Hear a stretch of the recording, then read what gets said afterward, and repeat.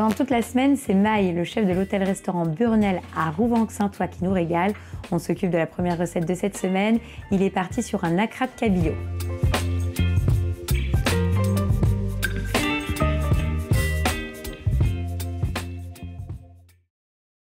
Donc là, tu vas émasser un oignon. Un oignon. Donc pour faire notre acra. Voilà. Donc pas acra de morue. Non, de cabillaud. Acra de cabillaud. Donc c'est une recette que tu peux faire. Enfin, t'es pas obligé de la préparer longtemps à l'avance. Enfin, en gros, on va la faire un peu minute, quoi. On l'a fait minute, mais en fait, il faudra un petit peu de temps de repos parce qu'il y a un peu de levure dedans. Ah d'accord. Ok. Ça pousse un petit peu, quoi. Donc, là. Ensuite, donc l'oignon cébette. Voilà. Coupe donc assez finement. Voilà. Et en gros, ça va être, ça va faire partie de l'assaisonnement, on va dire ça comme ça, de ton acra. Voilà, pour apporter un petit peu de fraîcheur. Donc voilà, donc là, on a... Donc là, hop, tu débarrasses donc dans un cul-poule. Donc voilà. Donc là, on a ça. Ensuite. Donc là, on a le cabillaud qu'on a blanchi. D'accord, donc tu l'as poché. Voilà. Dans de l'eau... Au salé. Au salé, tout simplement. Voilà, bien cuit. Donc là, on a 350 g de poisson. D'accord. Donc voilà. Et ensuite, donc à la main, voilà. Tu vas tout simplement faire le mélange et émietter un peu le poisson, ouais. Ton poisson. Gardez quand même un peu de mâche, hein, faut un peu de poisson. Donc là, on a un demi-oignon, 3 oignons cébettes. Oui. Et 350 g de poisson. D'accord. Donc là, c'est bon. Donc voilà. Donc là, un petit peu de piment d'Espelette. D'accord. 2 belles pincées. Hein. Ah ouais, on en met pas mal. On a notre levure. Oui. Là, en quantité, on a 6 g de levure. D'accord. 6 g pour 350 g de poisson. Voilà. De la bière. De la bière. Parce qu'on sait que dans la bière, il y a quand même de la levure. 300 g de farine. D'accord. Donc 300 g de farine. Et ensuite, tu mélanges l'ensemble. Moi, les acras, j'imaginais que... Je sais pas pourquoi, d'ailleurs. Tu sais, des fois, j'adore ça, mais je me suis toujours dit, tiens... C'est chiant à faire. Ouais, je me suis dit, Et en fait, c'est trop simple. Enfin, c'est top, quoi. On peut mettre du curry dedans, on peut mettre plein de choses. Hein. Oui, puis ce qui est sympa dans cette recette-là, c'est qu'après, on peut vraiment la retravailler avec plein d'autres choses. Ouais, c'est vraiment top. Hop là. 10 g de sel. Et on va rajouter 200 g d'eau de cuisson, en fait, du poisson. Et t'as mis combien de bière 200 g aussi de bière. D'accord. 200 g de bière, ce qui est liquide, et 200 g d'eau de cuisson du poisson. Voilà. Si tu veux, je te le tire.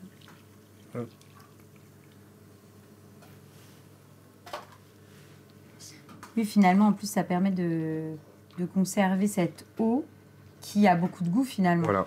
Et qui va peut-être encore davantage booster ce goût. Ce goût de poisson. Après, en fait, l'eau, on peut le remplacer par du lait, mais... Ah non, bah autant utiliser... l'eau de cuisson, quoi. C'est super... En fait, c'est super liquide, hein. Parce que là, l'eau est un peu chaude. Après, une fois que ça sera au frais... Ça va reprendre un petit peu... Ça va solidifier un petit peu, hein. Mais j'en ai fait d'avance. Donc, effectivement, tu en as préparé d'avance, on utilisera la pâte. Voilà, ouais. Parce qu'elle a besoin de reposer à peu près combien de temps, la pâte? La pâte, tu me conseilles de la laisser... En fait, il faudrait faire tout refroidir en amont. Mais là, en fait, quand c'était un peu chaud, il faudrait peut-être 2 heures au réfrigérateur. D'accord. Hein. Donc ça, c'est la pâte qui a reposé. Et donc là, on va passer tout de suite en cuisson. En friture, oui. Donc tu façonnes en gros une petite boule à la cuillère, c'est ça le principe? Une boule comme ça, oui. D'accord. On va venir. Et tu le mets dans ta friteuse. On en friteuse. Est-ce qu'on peut les préparer, enfin les pré-cuire comme ça d'avance et après, quand les convives sont là, on peut les réchauffer au four ou... Oui, on peut les préparer juste un peu d'avance comme ça. Puis après, voilà, juste pareil, 2 petites minutes à 180 degrés. Ça les réchauffe, ça leur donne un petit peu de croustillance. Et puis voilà. Il faut compter 2 petites minutes de cuisson. Hein. D'accord. Voilà. Là, c'est cuit. On va prendre un papier absorbant pour retirer l'excédent. L'excédent, voilà. On sale toujours. Ah, tu remets un petit peu de sel après. En superficie. D'accord. Voilà. On a 2 beaux petits acras. On va dresser. Donc là, tu les mets sur du riz noir pour décorer. Voilà. On a 2 petits acras.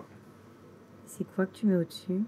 Alors ça, c'est une pâte de sésame. Alors, il y a de la sauce sésame, un peu d'huile, vinaigre de riz, sauce soja. D'accord. Donc voilà, faut bien le mixer après. Et ça donne cette texture, un peu ce côté cacahuète. Un peu le goût de cacahuète, quoi. Petite touche de verdure. Ok, bon, bah, on va goûter. Donc voilà. Donc, on va prendre avec les doigts. Bon, écoute, Voilà. moi je prends comme ça. Voilà.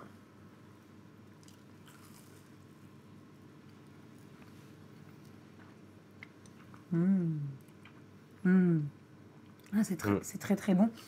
C'est vraiment sympa avec la petite sauce sésame là. Effectivement, tu as ce petit goût de cacahuète qui est là, qui apporte encore plus une touche de gourmandise. C'est vrai que ce qui est bien dans cette recette là, c'est que c'est facile, c'est rapide, on peut préparer d'avance et les réchauffer au four. Et on a toujours l'impression comme ça que tu as des recettes, tu te dis ouais, ça va être compliqué. Finalement, c'est hyper simple, quoi. C'est ça. Et puis Donc, en fait, on garde quand même le goût, enfin on garde tout ça. On a bien le goût du poisson, c'est très très bon. Et à la maison, bah, vous avez vu, c'est vraiment en 5 minutes, c'est fait, quoi. On fait quoi ensuite? Après, on partira sur l'asperge verte de Cavaillon. D'accord. Voilà, qui sera servi un peu tiède, en vinaigrette, avec plein de petites herbes, aussi pareil, qu'on pourra faire en fait simplement à la maison. On va les passer en cuisson. Voilà. Donc, eau bouillante salée. Eau bouillante salée. Cuisson très rapide. Très rapide. Donc, il faut savoir tout ce qui est légumes qui poussent au-dessus de la terre, départ eau chaude. D'accord. Légumes en dessous de la terre, départ eau froide. Ah, moyen mémotechnique. C'est la première fois qu'on me l'a fait, celle-ci. Voilà. Mais ok. Donc, eau salée, hein. Oui. Et tu les plonges. Voilà. Donc là, tu pars pour combien de temps? 4 minutes. Ouais, Hein. c'est très rapide. C'est très rapide. Hein. Et puis tu les plongeras dans l'eau glacée après pour vraiment stopper la cuisson et garder cette belle couleur verte. Voilà, bloquer la chlorophylle. Pendant ce temps, qu'est-ce qu'on fait? On va assaisonner avec donc la vinaigrette. Donc c'est une vinaigrette que tu as réalisée avec quoi? Donc huile d'olive, j'imagine? Huile d'olive. Et c'est quoi, vinaigre balsamique? Vinaigre balsamique, oui. Tout simplement? Tout simplement. Puis on viendra rajouter un peu des graines de moutarde. Ah, super. Qui ont été faits en pickles. Donc voilà.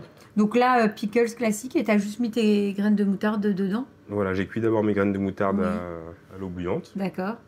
Et après, j'ai rajouté en fait mes graines de moutarde dans la lotion. Et ça, c'est quoi? Donc là, c'est une crème d'ail des ours. Donc voilà, juste l'ail des ours blanchi. Oui. Comme les asperges, mais beaucoup plus long, quoi, une dizaine de minutes. Et mixé derrière. Dans la foulée, tu les mixes et voilà, j'ai mixé à chaud. Tu as rajouté quelque chose Du tout, juste salé, poivré. D'accord, ok, c'est tout. Voilà. Ok. Tu prépares une échalote que tu vas ciseler. C'est ça. Et elle va aller où? Dans la vinaigrette. D'accord. Oui, donc on est sur une recette très simple, c'est pareil, express. Très simple, très classique. Mais qui fonctionne, quoi. Voilà, qui fonctionne bien. Et surtout, le goût. Donc là, c'est bon. Donc là, c'est cuit. Donc on peut toucher la texture, ça a cette texture-là. Ok. Donc voilà. Et donc là, on va venir les glacer. Gentiment dans l'eau glacée pour arrêter la cuisson. Ok. Voilà, on laisse quelques minutes dedans. D'accord. On va éteindre le petit timer. Donc là, c'est bon. Donc voilà, hein. Hop. Et on a une belle asperge. Oh, super. On va terminer quoi? La vinaigrette? Parce que tu vas mettre tes petits... On va terminer la vinaigrette, je vais chercher quelques herbes quand même. D'accord. Et on dresse et on goûte? Et on dresse et on goûtera. Donc tu mets des grains de moutarde. Et ensuite, donc, ton mélange huile d'olive et vinaigre balsamique. Vinaigre balsamique, oui. À ça, on va rajouter un petit peu d'échalote. Oui.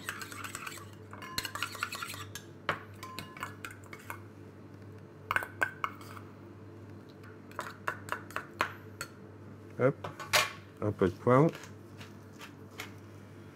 Un peu de fleur de sel. D'accord. Et alors, en fait, voilà, tu vas l'assaisonner pas dans l'assiette, hein, tu vas le faire On le dessus comme ça. directement dans le plat. Et tu remets un tout petit peu De filet d'huile. d'huile d'olive. Je vais rajouter un petit peu de poivre torréfié dessus.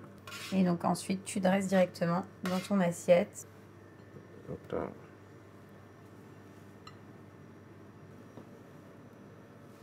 On vient rajouter ta crème d'ail des ours. Voilà. On peut en mettre, hein, c'est léger. Hein. Petit côté piquant aussi de la pousse de moutarde. Donc, cette petite pousse de capucine. De la ferme des Plantules, on a du mouron des oiseaux. Hop. C'est très printanier. Hein. Un petit prime vert. Et Et une petite chips de pain. Oui.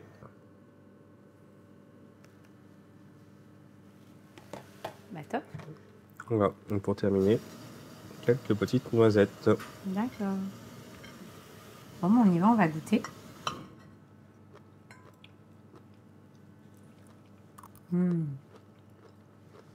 C'est top, c'est trop bon. J'adore les asperges. C'est vrai que ce qui est sympa en plus, c'est qu'on est sur une recette qui est très simple, tu vois, mais il y a beaucoup de goût. Et finalement, l'asperge vinaigrette, c'est un classique. Mais là, le fait d'avoir mis les petites graines de moutarde pickle, je trouve que c'est vraiment sympa, quoi. Comme quoi, on n'est pas obligé des fois de faire des trucs hyper sophistiqués, hyper compliqués pour se régaler, quoi. C'est ça, Ouais. le simple avec le goût, tout Et simplement. puis, le petit crémeux là, d'ail des ours, c'est top. Un peu de peps. Ouais, non, c'est bien. On fait quoi ensuite? Après, on partira donc sur la volaille chalonnaise, mori, vin jaune et côte de blette. Donc, c'est une volaille qu'elle t'a déjà préparée en amont. Hein. Oui, elle a déjà été pochée. D'accord, donc tu as retiré les cuisses, tout ça. Donc voilà, les cuisses, on a gardé juste le coffre. Voilà, ok. Voilà, et elle a été pochée comme Elle ça. est toute belle. Hein. Voilà, combien elle a été filmée. Hein. D'accord, Donc, c'est millimétré là. Ouais. Elle a été pochée comme ça dans un bouillon de volaille. Donc là, en fait, on va simplement terminer la cuisson. Enfin. Voilà, on va juste la retirer pour apporter le petit côté gourmand. Et on va la passer une dizaine de minutes au four. Donc voilà. Et donc, moi, à la maison, ça, je peux le faire. C'est-à-dire qu'en gros, je récupère comme ça le coffre. Oui. Je le poche. Combien de temps de la pocher? 25 minutes. Ok. Et après, voilà, je fais cette même technique. Je la récupère et je mets un petit peu de matière grasse sur le dessus et Exactement. je grille comme ça. Un peu le côté barbecue, ça a apporté un peu ce côté gourmand barbecue. Si j'ai pas de lampe comme ça, est-ce que je peux le mettre en grill un petit peu Oui, après on peut le passer à la poêle comme ça. Ah oui, ok, oui, je le Juste fais saisir à la poêle classique. Voilà. D'accord. Et donc dans le bouillon, j'ai rajouté un peu de sapin. Ah, donc, ah oui, ok. Tu l'as poché dans un bouillon où il y avait déjà le goût du sapin, quoi. Exactement. Ouais. Donc voilà, donc là on est rôti. D'accord. Là, tu remets un petit peu de matière grasse. Exactement. Je vais apporter un petit peu de fleur de sel. Oui. Et je vais passer ça au four pendant Combien de temps? une dizaine de minutes. À 185. 185. 10 minutes. Hop, C'est parti. C'est parti. Ensuite, qu'est-ce qu'on fait? Donc, Oui. on a nos blettes. Oui. Belles blettes, des jeunes blettes. Hein. Des petites pousses de blettes. Voilà qu'on va venir cuire au blanc comme ça. D'accord, donc de l'eau avec du beurre. Avec du beurre assaisonné. Hop, Tu vas les glacer. Enfin, sel, poivre, voilà. gros. 5 petits coups de moulin. Ouais, tu vas les faire tomber en fait. On ne devrait pas cuire un légume au couvert. D'accord, donc à couvert. Voilà. Légumes verts, normalement, on ne fait pas parce que ça peut apporter le côté kaki, mais il faut surveiller de temps en temps. Ça marche. Pendant ce temps, qu'est-ce qu'on fait? Nos moris. D'accord, donc là, t'es parti, c'est quoi? C'est de la morille déshydratée? Voilà, la morille sèche sauvage. Donc voilà. Tu vas les mettre dans la sauce ou pas du tout? Non, en fait, on va juste venir les rôtir avec un petit peu de beurre, assaisonner avec un petit peu d'échalote pour apporter ce petit côté gourmand. Donc tu les mets directement dans ta casserole. T'as mis un petit peu de matière grasse? Non, Un pas petit du peu tout. d'huile d'olive. D'accord. Voilà, on les laisse saisir tranquillement. Donc là, pour la sauce, Il y a quoi dedans? base de fond blanc, juste fond blanc. Donc c'est les carcasses de la volaille. Oui, On a fait une base de fond blanc qu'on va venir crémer, d'accord. lier et un petit peu de vin jaune. Donc là, je crème légèrement. C'est léger, hein, c'est juste pour avoir... On garde bien le goût de la volaille. Là, j'ai mon petit roux, donc farine et beurre. Hein, Oui. et je vais venir lier ma sauce. Donc permettre voilà, de lier ta sauce. Voilà, apporter un peu de matière. Donc, je vais rajouter un petit peu de beurre. Donc tu mets un petit peu de beurre avec tes morilles. On viendra rajouter les échalotes après. Finalement, là, on est dans une valeur sûre. L'association morille, vin jaune, volaille. Et le sapin qui vient rapporter un petit peu de... Qui vient dépayser l'ensemble. C'est ça. Donc tu mélanges ta sauce. Voilà, on va venir assaisonner Donc aussi. toi, tu as vraiment fait ce choix finalement de laisser la morille de côté et pas la mettre dans la sauce. C'est ça, oui, parce qu'en fait, la morille, je pense qu'elle va... Si on la met dans la sauce, ça va se gorger de crème. Elle aura toujours du goût, mais en fait, elle aura pas ce côté un peu gourmand, croustillant. Oui, tu veux vraiment la garder la texture de la morille. C'est ça, oui. On va juste rajouter un petit peu de... De beurre? Il n'y en a pas eu assez. Bah non. Non, Voilà. c'est vrai que... Bon, non, mais toutes les semaines, j'arrête pas de taquiner les chefs avec ça, mais bon, c'est la cuisine, c'est de la générosité. Voilà, le gras, c'est le goût. Voilà. Et là, on va On a rajouter quelque chose de vrai. le Donc, vin jaune. d'accord, en quantité. Tu fais au pif? C'est 2 cuillères pour la quantité. Là. D'accord. Oui, parce que ça reste un vin qui est très, très, très puissant. Oui, on est un peu sur l'oxydatif, on a du Jura. Donc voilà.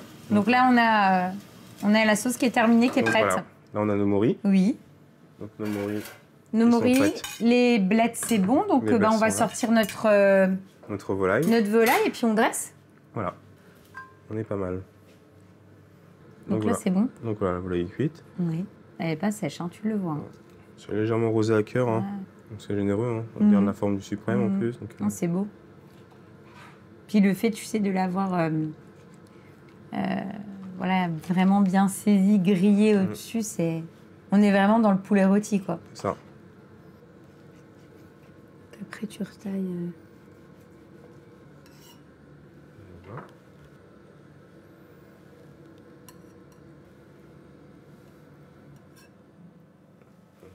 La petite morille. tes morilles. Hop. Les petites herbes. La sauce au vin jaune.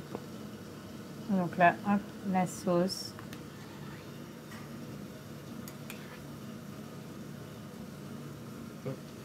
Et voilà. Eh ben super. Ben, on va goûter. Verdict. C'est trop bon. C'est trop bon. Déjà, la sauce, elle a tombé par terre. Et c'est vrai que le fait d'avoir cuit comme ça les morilles séparément, t'as vraiment le bon goût de la morille, la texture est là. Et puis, bah, c'est vrai que la cuisson de la volaille, elle est dingue. En fait, tout est bien géré, tout est excellent. En fait, finalement, on est sur une recette assez tradie, classique, tu vois, vin jaune, Jura, volaille, enfin voilà. Mais c'est très bon, très bien mené et on se régale, quoi. Et c'est facile parce que bah, là, on l'a faite, voilà, il y a juste finalement les différentes étapes de cuisson de la volaille qui sont un petit peu plus longues, mais techniquement réalisables et ça fait tout de suite un plat. C'est ça, top, ouais. C'est le classique de la volaille rôtie, quoi, mais tout simplement. On fait quoi ensuite? Après, on partira sur le paleron de bœuf avec une sauce bourguignonne et quelques salsifis. Donc ça, c'est le paleron que tu vas me servir. Bon, l'assiette est un peu petite hein, pour... j'ai super faim. Donc là, en fait, c'est le paleron qui a cuit en soi 36 heures. Ok. Mais on peut le cuire traditionnellement beaucoup moins. Hein. Bon, je te rassure, je vais pas manger tout ça. Là, tu travailles pour combien de personnes sur quelque chose comme Là, ça? on est sur 7-8 personnes. D'accord, ok. On est bien. Ouais. Donc, en termes de cuisson, comment tu l'as préparé? Comment ça se passe? J'ai fait un boisage classique. Hein, Ok. Donc j'ai fait revenir le paleron. Enfin, j'ai préparé le paleron, je l'ai fait revenir dans la sauteuse. Garniture aromatique, on récupère les sucres, mouillé vin rouge et après mis en cuisson. Pendant combien de temps? Celui-ci, 36 heures, mais on peut le faire à la cuisson classique beaucoup moins. Ok. Tu l'as reportionné, retravaillé, c'est ça? Voilà, donc il était reportionné, donc reroulé. Et en fait, pour avoir quelque chose voilà, assez uniforme et puis portionné. Quoi. Mais enfin voilà, en gros, ça se travaille assez facilement. Ah oui, ça se façon. coule facilement. En fait, la viande, en fait, elle est vraiment moelleuse. Quoi. Et puis après, on garde vraiment le collagène sur le centre. Là, donc, c'est vraiment intéressant. Quoi. Et puis, tu l'as travaillé comme ça. Là, tu l'as remis à température, celui-ci. À température, oui. Donc, on n'aura plus qu'à le dresser après. On va s'occuper donc de nos salsifis. Oui. Donc là, les salsifis, tu les as déjà travaillés? Donc salsifis, oui, juste classique. Donc lavé à la brosse. Oui. Et après, légèrement frotté pour garder un peu la peau. On enlève juste l'excédent. Et donc voilà, juste cuit comme ça au blanc pareil. Et là, on va juste les faire revenir avec un petit peu de beurre. Donc quand tu dis cuisson au blanc, c'est-à-dire? Cuisson au blanc, je mets juste en fait un petit peu d'eau, du beurre, bien assaisonné. Et je cuis mon salsifis comme ça dedans. Pendant combien de temps? C'est long? Après, ça dépend de la grosseur du salsifis, mais en fait, ça peut cuire en fait 10 minutes. Ah, donc oui, c'est relativement rapide. Quand le salsifis est petit, 1 cm de diamètre, ça cuit relativement rapidement. Et là, l'idée, c'est de les remettre à température et de les colorer légèrement. Et de les colorer un peu. Donc, une petite noix de beurre. C'est un produit qu'on n'utilise pas beaucoup, le salsifis. Tu sais pourquoi? Peut-être parce que c'est long, enfin, ça peut être long à cuire, c'est un vieux légume, c'est sale, c'est plein de terre. Oui, il y a un petit peu de travail en amont finalement faut les laver, pour le sublimer, quoi. C'est ça, oui. Et là, hop, tu vas donc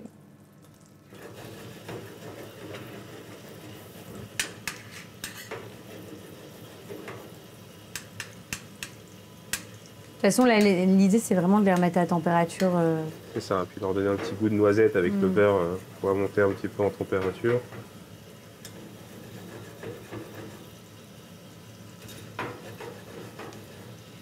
Donc, un petit coup de moulin à poivre. Voilà. Et Du un petit peu sel. de sel. Donc là, c'est bon, c'est noisette. Et donc, tu retires l'excédent de De beurre. Et puis, on pourra les dresser dans la foulée. Donc, tu as réalisé une petite sauce pour accompagner. C'est quoi comme sauce donc Donc ça, c'est la cuisson du paleron. Ah oui, ok. Donc voilà, donc avec le vin et puis les sucres, donc ça va donner en fait un peu de matière que j'ai réduit. Tout simplement. Tout simplement. Et à la fin, lié, monté au beurre, toujours au beurre, et puis bien assaisonné. Donc ça fait une sauce assez sulfureuse. Oui, mais bon, qui finalement est très cohérente puisque c'est ce qui nous a permis de cuire le paleron. Enfin, voilà, Exactement, ouais. Et là, ça a vraiment le goût de bœuf. Donc là, on a notre paleron. Hein. Donc c'est normal qu'il y ait un peu le film autour. Mais on va l'enlever. C'est un maquis. Un maquis de paleron. Ça pourrait être une bonne idée. Hop, tu retires. Donc on retire les films.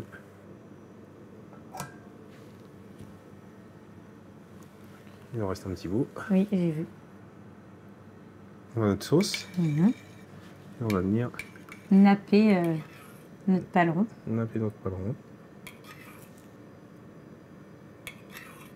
On va être généreux en sauce. Hein. On est sur le plat classique en sauce, en sauce bourguignonne. Il faut y aller, quoi. Voilà. On n'est pas là pour lésiner sur la sauce. Bah, après, c'est ce qui va donner aussi... ça va nourrir la viande, quoi. C'est bon. Donc là, on a pareil nos salsifis. Salsifis bien rôtis. On vient déposer sur le dessus. Voilà. On va rajouter un petit peu d'huile d'ail.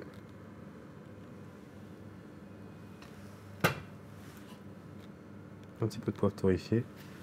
Et en dernier lieu, on va rajouter, ça c'est les petites herbes qui se rapprochent un petit peu de côté aillé aussi. D'accord. Côté végétal, côté ail des ours. Donc ouais, c'est vraiment intéressant, ça va venir vraiment rehausser un peu le plat. Donc voilà. Eh ben super. Bon, on va goûter. Bon, on y va. Bon, ce qui est bien avec le paleron, c'est que tu n'es pas obligé de prendre un couteau. Voilà. On a la sauce.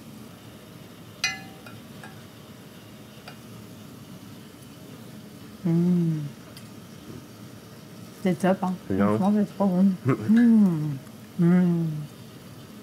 Tu sais, on a l'impression de manger un bonbon, quoi. Enfin, c'est voilà, c'est tout fondant, c'est excellent. Et puis avec tes petits salsifis, là, ça se marie parfaitement. L'acidité de la sauce. Ah ouais, non, la sauce, elle est vraiment tip top. Bah, d'ailleurs, avec un bon morceau de pain de campagne, tu sais, à la fin pour saucer. Non, c'est top. C'est encore une belle recette. Voilà, on est dans du tradi, mais c'est bon, c'est gourmand, on se fait plaisir, quoi. C'est ça. On va faire le dessert ensuite? Ouais, donc on partira sur de la banane caramélisée, donc flambée au rhum avec une glace café du Mexique. Donc là, on va commencer par quoi? Par la banane? Par la banane. Donc une banane classique, hein, qu'on va peler. Donc tu la prends, enfin, tu l'as fait volontairement de prendre une banane encore verte. Enfin, oui, parce qu'en fait, ça va tirer plus à la cuisson, quoi. Oui, oui. Et après, on va venir... Donc le mieux, c'est vraiment de partir sur une banane... pas trop verte, mais entre les deux, quoi. Tu vas garder un petit morceau de peau de banane. Exactement. Ok, pour avoir un côté esthétique.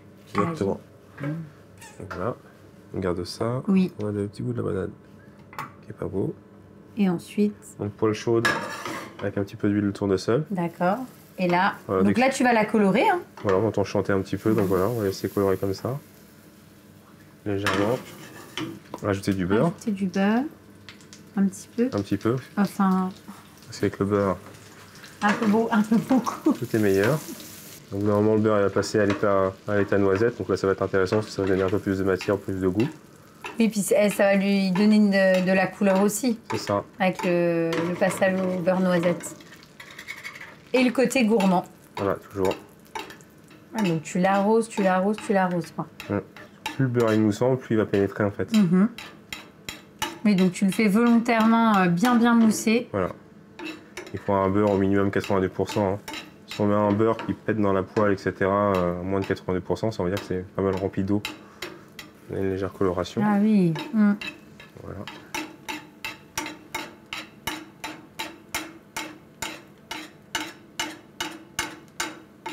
Donc là, on a une légère coloration. Oui. On débarrasse la banane. Oui.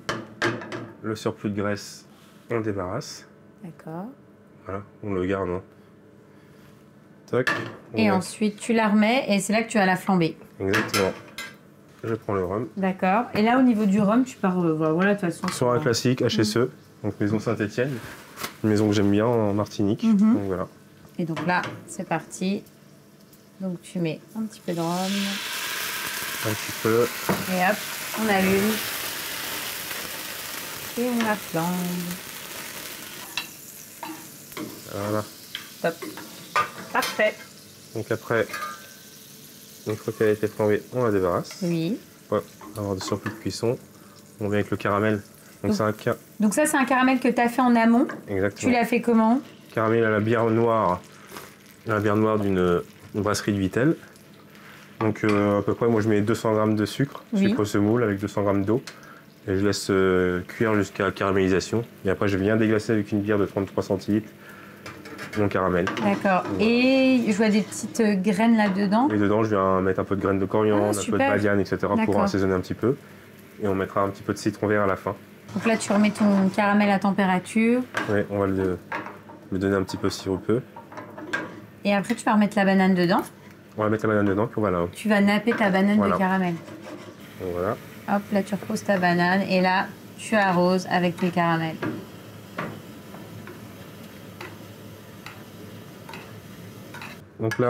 Donc là, c'est bon, tu vas la débarrasser. Hein. oui. Et puis après, on va dresser tranquillement notre dessert. Elle est bien nappée, là.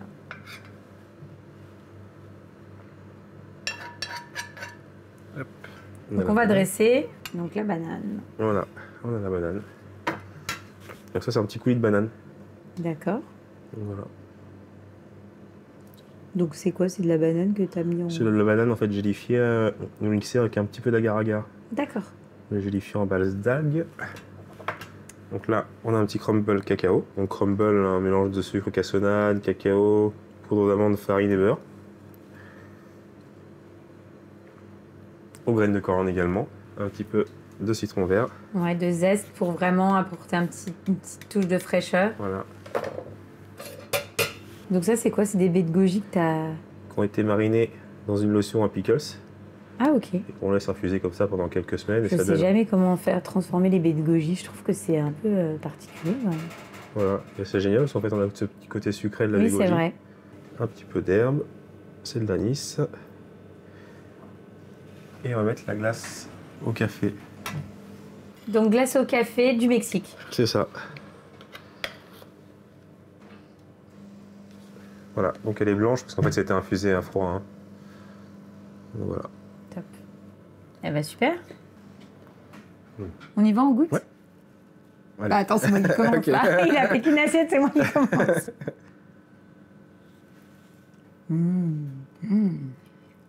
Waouh. Avec la glace au café, c'est une tuerie. C'est trop, trop bon. C'est vraiment dingue. Puis la banane, elle est vraiment toute fondante. Souvent, je trouve que le reproche que j'ai à faire, c'est que quand on fait de la banane flambée, elle n'est pas assez cuite. Là, elle est vraiment très fondante.